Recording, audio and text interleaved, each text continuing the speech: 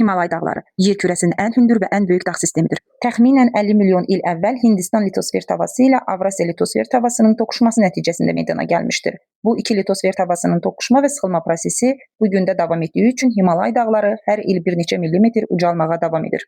Uzunluğu təxminən 2400 kilometr, eni 300 kilometrə çatan bu nəhəng dağ sisteminin ən hündür zirvəsi Everest Chomolungma 8848 metr hündürlükdə dünyanın ən yüksək nöqtəsidir. Himalay dağları Əfqanistan, Pakistan, Hindistan, Çin, Nepal, Butan, Myanma kimi ölkələrin ərazisindən keçir.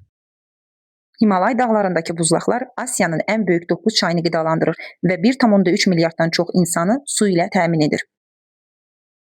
Bugünə qədər Himalay dağlarının ən yüksək nöqtəsinə çıxmağa cəhd etmiş və buna nail olmuş bir çox alpinistlər var.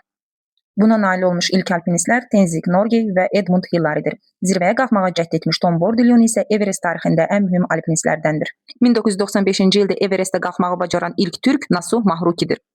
Everestə qalxmış ilk Azərbaycanlı qadın Elmira Aslanova 19 may 2023-cü ildə buna nail olmuşdur. Növbəti tarixi uğur 15 may 2025-ci ildə Everest zirvəsinə qalxmış Vəfa Musayeva tərəfindən yazıldı.